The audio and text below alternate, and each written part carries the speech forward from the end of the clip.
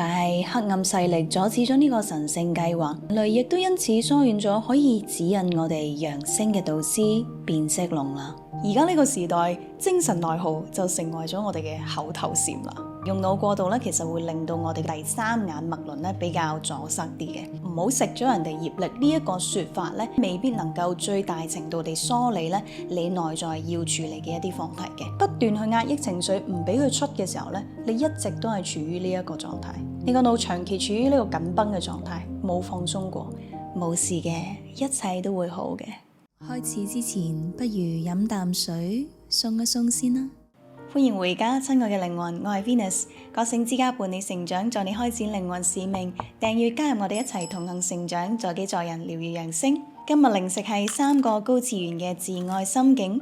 喺我進入正題之前呢，我想同大家講一個嚟自高次元嘅動物嘅故事。好耐以前，天神喺靈宇宙呢個最純粹嘅場域，創造咗變色龍呢一個神奇小子。佢睇落細細粒，其實次元極高，係一個幻彩智者。變色龍俾天神指派去唔同嘅星系，幫助提升次元。最終變色龍降臨地球，當時都未有人類。本身變色龍會同人類一家親，增加人類嘅覺察力。但係黑暗勢力阻止咗呢個神聖計劃。因為人類覺醒會令佢哋失去控制力，因此人類望住爬蟲類嘅變色龍，除咗覺得似蜥蜴同埋有啲奇奇怪怪之外，都冇咩好感。而人類亦都因此疏遠咗可以指引我哋揚升嘅導師變色龍啦。其實今日我係想同大家分享呢一本書《喚醒松果體嘅智慧》嘅，咁佢嘅作者係松久正先生啦。呢本書裏面咧，佢就話原來地球上面最高次元嘅動物咧係變色龍喎。咁佢就提及，原來變色龍有好多高次元因子咧，令到佢嘅生活態度係非常之禪係啦，好自愛自信啦，同埋非常之相信生命嘅。咁呢段片咧，我為你總結咗書裏面3個重點，讓你都可以自由地活出自愛冇煩惱嘅人生。如果你睇過我之前嘅影片咧，我都好多次提及佢嘅另外一本書啦，叫做《松果體的奇蹟》。松久正老師喺呢一本書裏面用一個非常之科學嘅角度去解釋松果體，令到啱啱接觸第三眼嘅朋友咧，其實都可以對靈性係好有一個安全感同埋信心嘅。講起松果體，我就想提下大家，5日開第三眼挑戰公益課即將開課啦，你報咗名未呢？過往已經幫助3500人次提升覺察力。今屆嘅主題係我信我，讓大家連結翻你嘅高我，幫你提升自信心同埋人生創造力。報名連結喺描述欄嘅第一行，我哋課堂上面見啦。變色龍自愛心境1，我唔理會90% 嘅人和事。變色龍嘅大腦大部分時間都在放空。禪係變色龍睇嚟對世間事一律少理，但係你又係咪咁樣嘅人呢？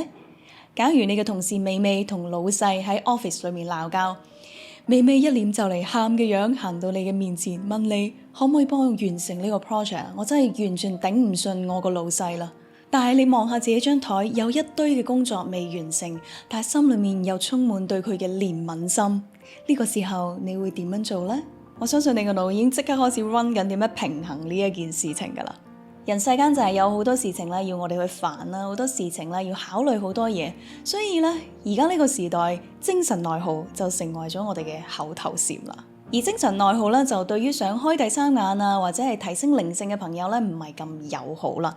因為用腦過度咧，其實會令到我哋嘅松果體冇咁活躍，或者係我哋嘅第三眼脈輪咧比較阻塞啲嘅，亦都代表咧我哋連結高我嘅嗰條通道咧就會比較唔暢順啦。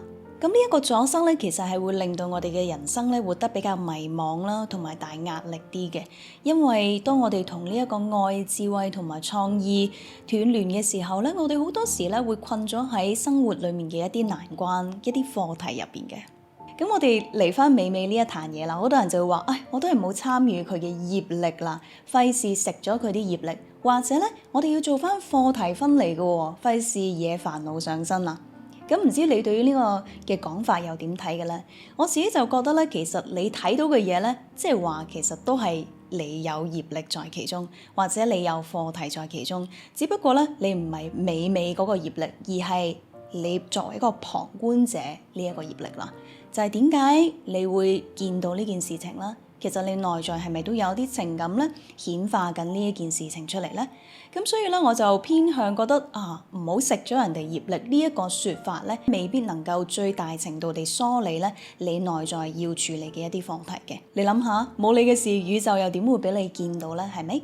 咁所以咧，其實我哋見到嘅所有嘢發生喺我哋實相裏面咧，我哋都要有一個主動嘅意識咧，去梳理我哋內在對呢件事情產生嘅一個感受嘅。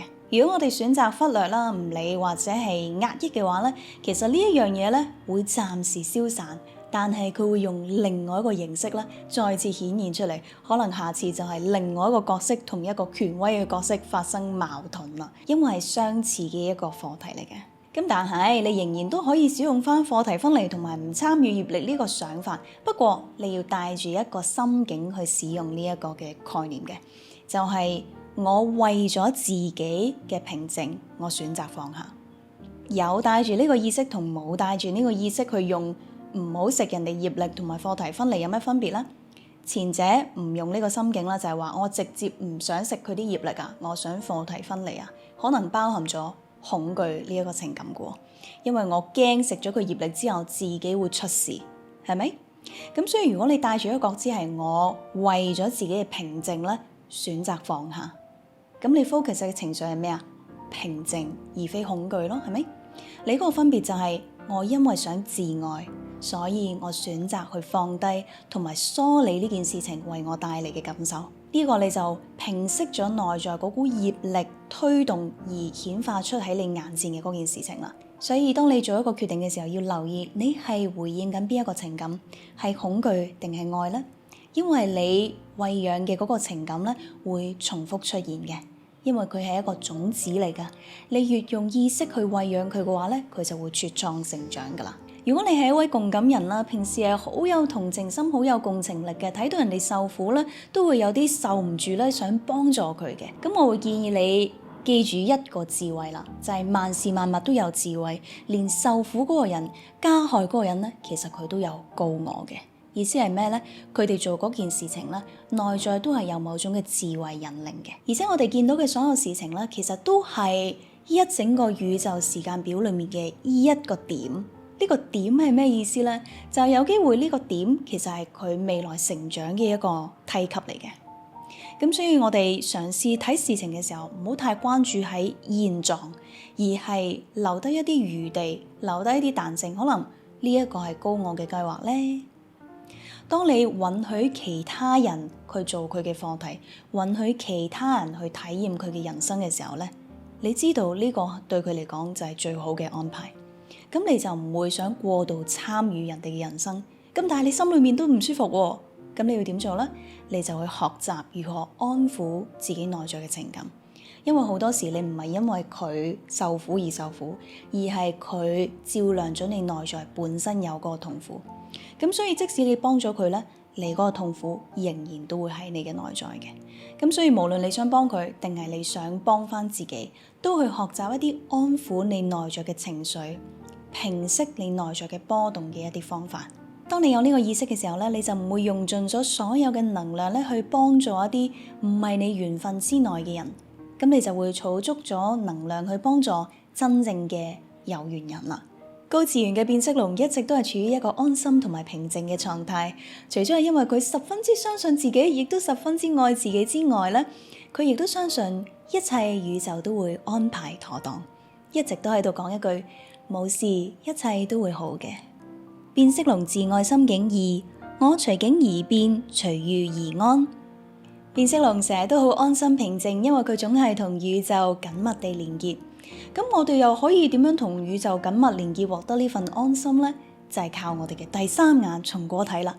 咁我哋嘅松果體就得咁大嘅啫，而變色龍嘅松果體咧係成個身體都係。不過呢個係松狗老師嘅一個比喻啫。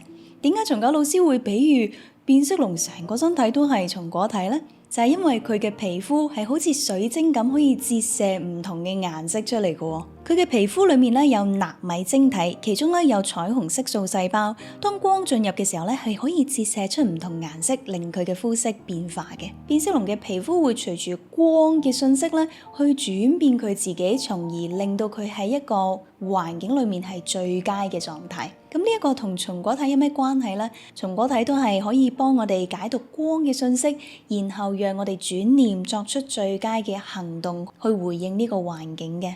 最終令我哋處於一個安心同埋舒適嘅狀態。變色龍願意改變自己去融入環境，讓自己進入一個安心嘅狀態。同人就好唔同啦，我哋有時都會想控制個環境，嘗試去掌控我哋嘅事業啦、關係啦或者人生嘅方向嘅喎。咁但係呢個掌控咧，又係令到我哋精神內耗嘅一個來源啦。咁我哋又可以諗下咯，呢個煩惱其實係咪因為我哋唔願意融合呢一個環境啊？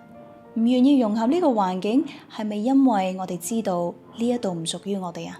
定係因為我哋其實想去第二個環境，但係又未有勇氣離開呢一度呢？呢一個同環境之間嘅矛盾，想融合但係又融合唔到呢一個矛盾，其實係咪就係創造咗我哋嘅煩惱呢？雖然我哋同環境之間嘅關係咧，其實好影響我哋嘅心情㗎喎。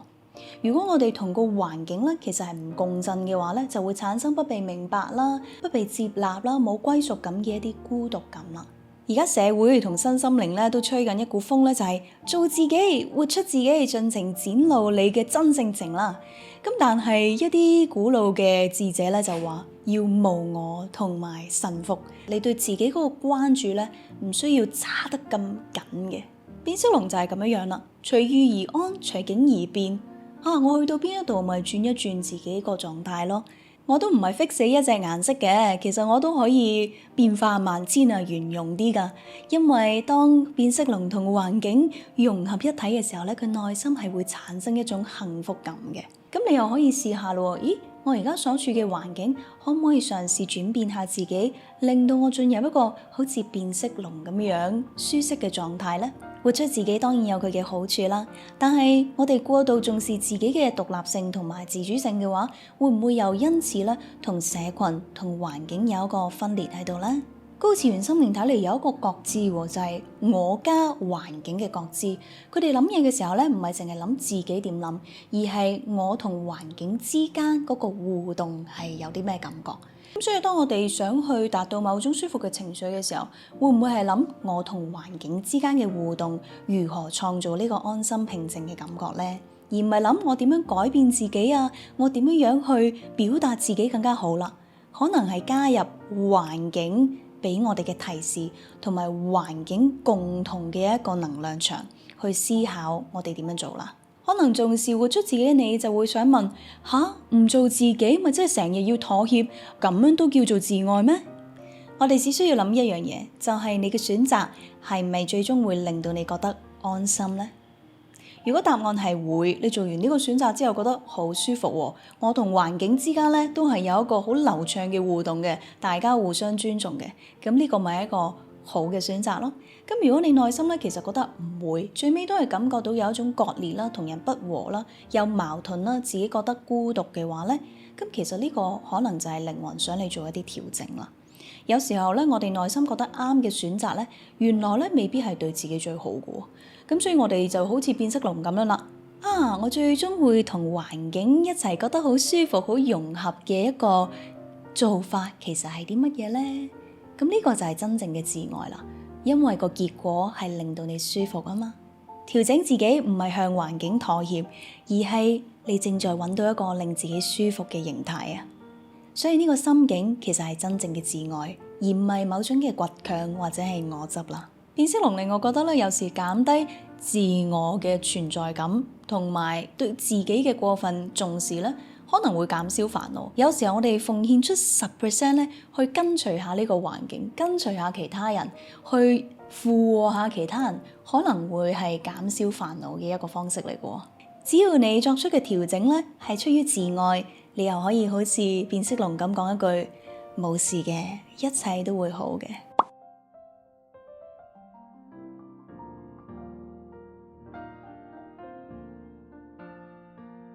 變色龍自愛心境3，我體驗所有情緒，假設小明對美美好有好感，經常性 send 信息俾佢同佢傾閒偈，但係美美愛理不理，有時單字回覆，甚至最後仲要 ghost 埋佢添，消失咗。小明深受傷害，同佢嘅兄弟訴苦嘅時候，佢又一面無視嘅。唉，冇咩事嘅，大把機會啦，我仲後生。佢都以為自己放低咗噶。但係當佢嘅兄弟同佢講，我俾人 ghost 咗啊，個女仔竟然完全唔理我，已讀不回。跟住小明突然間為佢嘅朋友喊到肥哩肥咧，好似好傷心咁樣。大家估唔估到呢個情感其實係邊度嚟噶？冇錯啦，就係美美帶俾佢嘅傷害咧，其實係冇消失過嘅，只係佢壓抑咗，同埋係回避咗。咁但係呢個情緒咧，其實係唔會自己消失嘅。因為佢係真實嘅情緒啦，佢總有一日咧會想係有一個出口可以表達出嚟。如果佢冇及時表達出嚟咧，其實會變成一啲疾病嘅，有機會可能係炎症啦、長期無解嘅一啲壓力啦，甚至係而家都市人好多都有嘅情緒病啊、抑鬱啊、焦慮呢啲咯。其實呢啲就係未表達嘅情緒，化成一啲信號，希望用另類嘅方式咧去俾你見到佢哋。不過我哋習慣咗壓抑情緒咧，都唔怪得我哋嘅，因為呢個社會咧成日都要我哋成熟啦，要理性。我哋咧凡事講結果嘅，唔可以情感用事。情緒係軟弱、幼稚同唔成熟嘅表現。不過呢啲咧全部都唔係正確嘅說法嚟嘅，因為當我哋去忽視情緒嘅話咧，其實我哋嘅健康係會影響我哋工作嘅效率啦，會影響我哋關係嘅和諧啦，會影響我哋人生嘅走向。因為失去咗情緒，我哋點知自己嘅熱情喺邊呢？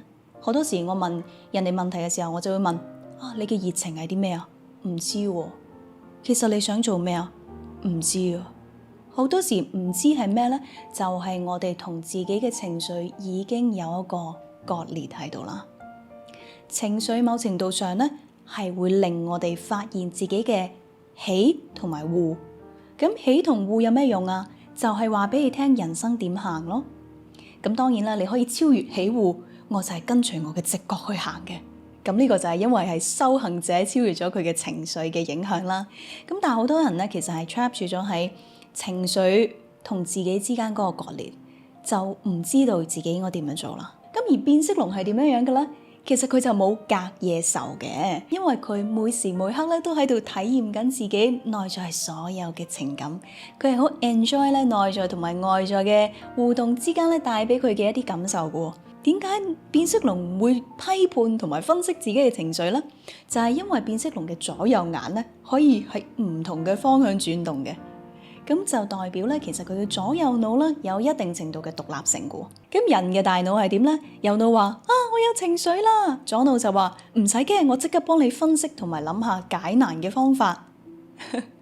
咁所以咧，左右腦咧經常性係互相合作嘅情況咧，就會令到我哋咧去分析同埋咧去批判自己嘅情感，其實會令到咧我哋對於情緒咧有一個嘅評判嘅標準喺度，即係話呢個係咪好嘅感受咧？呢個係咪壞嘅感受咧？好嘅感受我哋要點做？壞嘅感受要點做咧？但係其實情緒係咪真係需要去處理嘅咧？有時候會唔會係呢個情緒咧係需要俾我哋去感受嘅咧？呢個社會咧過度注重大腦嘅運用啦，過度注重分析性嘅時候咧，我哋就會不斷去批判內在嘅情緒，而唔係體驗同埋感受佢啦。咁點解話變色龍對於情緒嘅想法係咁高次元呢？如果你有學過正念或者佛家啦，都係對於我哋內在嘅一啲想法或者情緒要覺察、不批判同埋允許接納啊嘛，係咪？終極嘅智者咧，其實都好似變色龍咁樣處於一個高度覺察嘅半夢狀態，但係咧係參與喺當下之中嘅。但係有需要嘅時候咧，又能夠即刻精準地做出選擇嘅，就好似全然用直覺去推動一樣。呢種即時嘅精準反應咧，好似時常連結緊高我，而我哋每一個行動都係來自即時嘅智慧一樣。我想用一個手勢去讓大家明白咧，壓抑情緒其實係唔會令我哋嘅工作效率提升，反而係一個反效果嘅。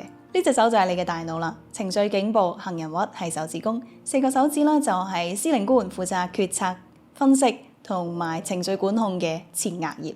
咁平時咧就係咁樣包住佢嘅一個狀態啦。咁但係當你咧不斷地去積壓情緒嘅時候，咁杏仁核咧就會非常之有力量彈翻出嚟。咁前額葉又要捉住佢，又彈翻出嚟，又捉住佢，動作電影咁嘅感覺啊！不斷地去捕捉啦，然後又警報響，警報響又捕捉。咁所以呢個咧就係你長期有壓力嘅大腦嘅狀態。咁所以當我哋咧不斷去壓抑情緒，唔俾佢出嘅時候咧，你一直都係處於呢一個狀態，揸得好緊你個拳頭。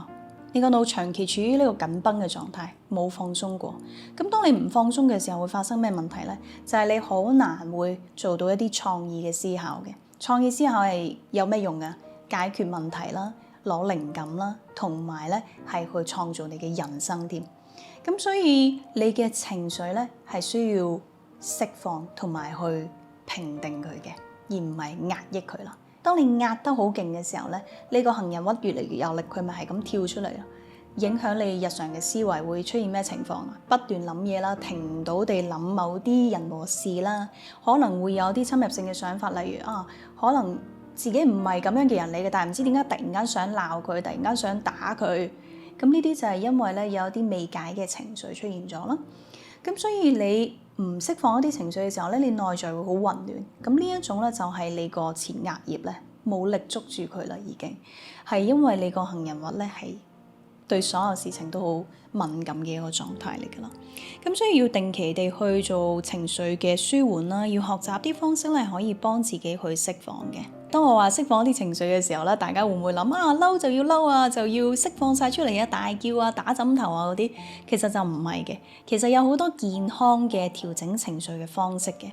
咁所以我覺得未來咧，我哋人要揚升啦，要提升次元嘅話咧，好重要嘅就係學識去調整我哋內在嘅感受，我哋內在嘅想法。當你好似變色龍咁時常咧去感受自己嘅情緒，其實情緒就唔會壓抑喺裏邊啦，就好似一個經常性換水嘅噴水池一樣，你嘅水係永遠都係清澈嘅。當我哋嘅情緒係穩定嘅，我哋內在呢個海洋咧就好似令人哋舒服嘅海灘一樣，就唔會成日捲起海嘯，令我哋不知所措，或者處於一個咧 shut down 嘅狀態。呢度我會同大家分享一個好簡單又健康嘅抒發情緒嘅小方法，就係當你覺得自己想出現情緒嘅時候咧，可以用手掌咧放喺你覺得有感受嘅地方，即係例如你有少少想發嬲，覺得個喉嚨好緊，咁你就將隻手擺喺呢一度；或者你覺得個人 present 前好緊張，個肚仔咧有少少唔舒服，就將你隻手擺喺個肚裏面，然後去呼吸。呼吸嘅時候咧，重視你嘅呼氣，想像咧每一下呼氣咧係將你內在嘅唔舒服呼出去嘅。就係呢個好簡單嘅呼吸嘅方式咧，都能夠幫你內在調息㗎喇。仲可以邊做嘅時候咧，諗起變色龍嘅心境，冇事嘅，一切都會好嘅。如果你睇到最後嘅話，邀請你留言一個彩虹，去象徵你都會融入變色龍嘅心境喺你嘅生活態度裏面，讓我哋一齊活得自愛自在同埋自由啊！如果你都想去激活你嘅松果體，記得嚟參加5日開第3眼挑戰嘅公益課啦！讓我哋見到你成為一個自愛自信嘅人啦！同大家總結一次3個自愛心境：我唔理會90% 嘅人和事，我隨境而變，隨遇而安。我體驗所有嘅情緒。親愛嘅靈魂，如果你鍾意呢段影片，記得俾個 like 同埋分享俾你嘅朋友，讓佢哋都可以集得高次元嘅自愛心境。同埋記得留言一個彩虹，讓我哋一齊加強變色龍嘅 energy。好啦，我哋下次再傾過啦，送俾你好多愛同埋平和。拜拜。